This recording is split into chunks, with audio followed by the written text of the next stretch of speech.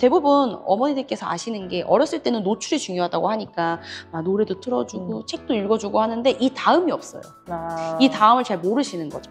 그렇기 때문에 목표 설정을 하신 다음에 어떤 게 좀 적절하게 들어갔으면 좋겠다, 어떤 게 이 시기 때 몰입해서 배웠으면 좋겠다, 이 부분을 로드맵으로 한번 정리해보시고 그래프로 정리해보시면 한눈에 보기 굉장히 편해지고 그 시기 때 알맞은 교육 방법과 교육 기간을 찾는 데 훨씬 더 도움이 될 거예요.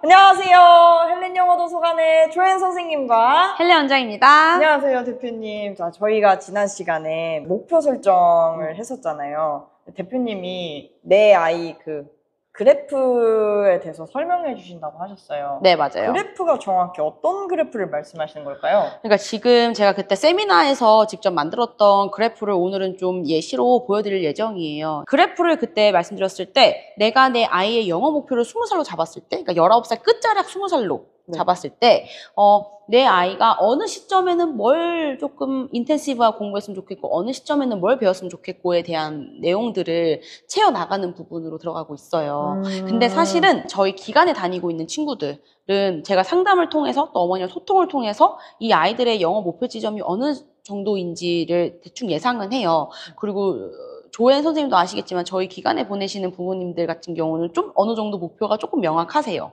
그렇죠. 네, 그래서 그분들의 영어 목표를 듣고 제가 이 아이들에게 필요할 것 같은 거를 오히려 어머니들한테 역으로 말씀을 드리고 제안을 하기는 해요. 네. 근데 그렇지 않은 학원들 그리고 그렇지 않은 기관들이 좀 많기 때문에 어머니가 직접 다 챙기셔가지고 이 목표 내가 이 아이의 20살로 기점으로 놨을 때 이 아이가 원하는 방향으로 내가 목표를 끌고 가주기에는 이 나이 때 어떤 게 들어가줘야 되고 이 나이 때 어떤 게 들어가줘야 되는 거를 좀 주도적으로 그거를 진행하실 필요가 좀 있어요. 그래서 그거를 얼마나 이 어머니가 또 이 아빠가 부모님이 어떻게 잘 주체적으로 내 아이를 영어 목표를 향해 끌고 갈 수 있는지 그거에 대해서 한번 깊게 고민해 보시는 시간이 됐으면 좋겠어요. 그래프를 그리는 걸 오늘 한번 그 세미나 때도 전해드렸던 건데 요거는 이제 제 아이 걸 기점으로 네. 예시를 하나 설명해 드리려고 해요. 오늘 준비를 해왔어요.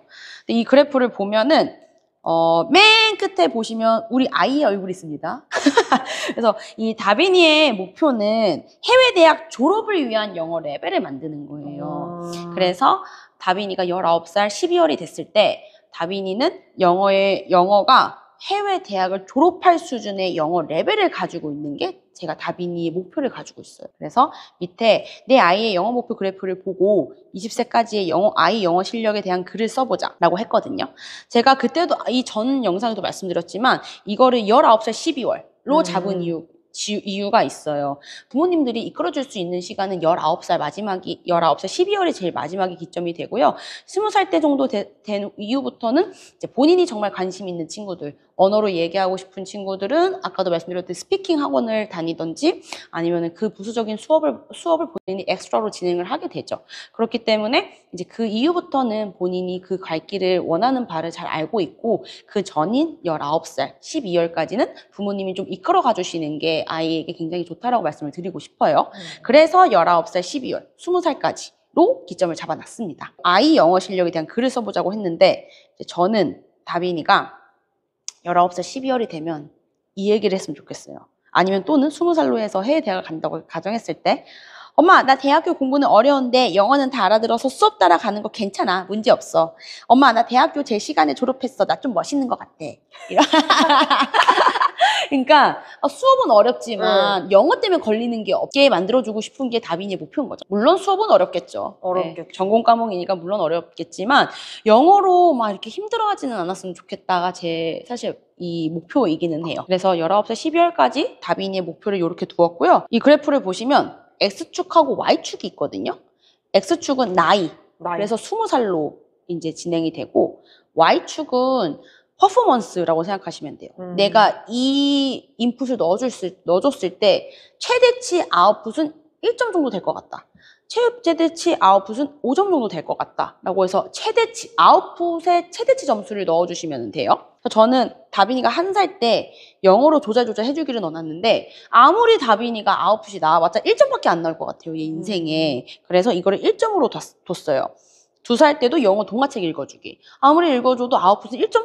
최대 나와봤자 1점. 최대로 나왔을 때 1점 정도일 것 같아. 다시 또 1점이에요. 3살 때는 영어로 말하도록 코칭하기예요. 이거는 아무리 해봤자 한 아웃풋이 2점 정도밖에 안 될 것 같아요. 아직 애가 어려서 인풋을 들어가야 되는 시기거든요. 그래서 영어로 말하도록 코칭을 하더라도 최대 나올 수 있는 아웃풋이 한 2점 정도밖에 안 되겠다라고 해서 2점을 줬고요. 그리고는 이제 8살쯤 되면 문법 수업 받도록 하기. 보통 1학년 2학기 정도 되면 문법 이제 천천히 시작을 하잖아요. 그렇죠. 그러니까 이제 문법 수업을 받도록 하는 게 다빈이의 로드맵에 그려져 있어요. 그 다음 9살에는 심플 라이팅 수업 진행하기. 그래서 9살 때 심플 라이팅. 그 다음에 이제 11살 때 리딩 끌어올리기예요. 해외 영어권 국가의 그레이드 4 정도의 이제 리딩으로 끌어올리는 게 이제 11살에 되어 있어요. 근데 이렇게 왜 G4일까라고 놓고 얘기했을 경우에는 보통의 그 리딩이 어려워지는 시기가 좀 급격하게 단어도 어려워지고 하는 시기가 거의 G4예요. 보통은 해외는 3학년 때 라이팅을 좀 시작을 해요. 그래서 이제 3학년 때 본격적으로 좀 슬슬 시작을 라이팅을 하기 때문에 보통의 영어 단어의 레벨들이 뜨는 시기가 G4죠. 그래서 다빈이의 이 리딩 끌어올리기를 그 목표를 G4로 잡아놓은 거예요. 그게 어려우니까. 그래서 11살 때 리딩 끌어올리기에서 리딩을 이때부터는 좀 집중적으로 시키겠죠. 제가 맨날 말씀드렸듯이 리딩 받침이 안 되면 영어는 안 되니까. 그래서 그 시점으로 했을 때 최대 아웃풋이 나와도 얘 인생은 6점 정도 나오겠다. 그래서 이제 리딩 끌어올리기가 11살 때 6점 아웃풋을 냈고 그 다음에 이제 12살 때는 본격적으로 의견을 말하는 스피킹 수업 집중 받기예요. 그러니까 스피치, 디베이트 이런 류에 해당돼요. 본인의 의견을 논리적인 바탕으로 얘기를 해주는 거. 토픽 센텐스 얘기하고 그다음에 서포팅 센텐스로 이 의견을 받침해주는 의견을 말하는 스피킹 수업 집중적으로 수업 받기. 그 다음에 14살 때부터는 라이팅 본격화 수업 진행하기. 이 시점에 모든 기초는 다 닦아놨어요. 14살에. 네, 이미. 그래서 15살부터 그러니까 14살 라이팅 본격화 수업 진행하면서부터 네. 이제 19살까지는 수준을 계속 업그레이드 시키는 거예요. 이제 인풋은 다 들어갔어요. 어느 정도 기초는 다 닦았기 때문에 이제는 업그레이드 할 차례거든요. 네. 그래서 이제 꾸준하게 베이스는 계속 넣어주지만 이제 이때는 본격적인 업그레이드를 인텐시브로 시키는 기간인 거죠.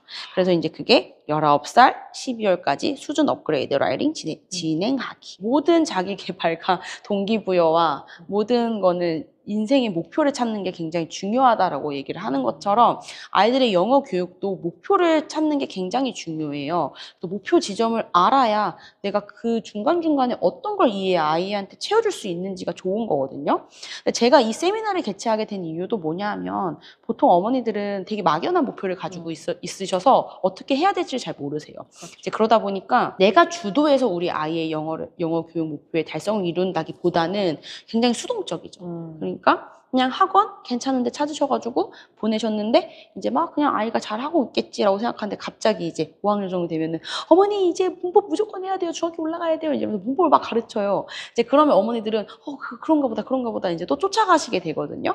그러다 보면은 목표 지점이 뚜렷하지 않다 보니까 다른 길로 가게 되는 거예요. 그리고 두 번째는 내가 주도하지 않은 교육이라는 거죠. 물론 똑같이 그거대로 갈 수는 없지만 그려놓으면 어느 정도는 그 목표, 그 시기에 이 목표는 계속 생각하시면서 아이를 이끌어가 줄 수가 있다는 게 이 어떻게 보면 세미나의 핵심이었어요.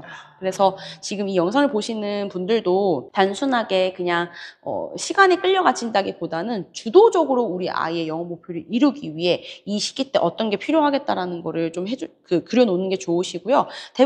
대부분 어머니들께서 아시는 게 어렸을 때는 노출이 중요하다고 하니까 막 노래도 틀어주고 책도 읽어주고 하는데 이 다음이 없어요. 이 다음을 잘 모르시는 거죠. 그렇기 때문에 목표 설정을 하신 다음에 어떤 게 좀 적절하게 들어갔으면 좋겠다. 어떤 게 이 시기 때 몰입해서 배웠으면 좋겠다. 이 부분을 로드맵으로 한번 정리해보시고 그래프로 정리해보시면 한눈에 보기 굉장히 편해지고 그 시기 때 알맞은 교육 방법과 교육 기간을 찾는 데 훨씬 더 도움이 될 거예요. 오늘 보여주신 그래프 자료를 통해서 이제 학부모님들께서도 충분히 아이의 로드맵을 생각하시고 설정을 하시는데 좀 도움이 되셨을 것 같아요.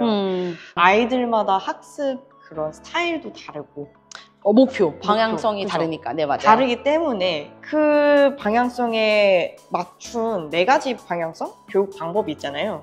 그것도 혹시 말씀해 주실 수 있을까요? 네, 그거는 다음 주에, 그것도 되게 굉장히 길기 때문에 아. 다음번에 또 준비해서 오도록 하겠습니다. 궁금함이 좀 많지만 다음 주에 소개해 주신다고 하니까 저희 다음 주까지 기다려 봅시다. 궁금하신 내용이나 더 질문할 게 있으시면 댓글로 밑에 달아주시면 저희가 답해 드리도록 하겠습니다. 저희는 다음 시간에 또 뵙도록 하겠습니다. 감사합니다.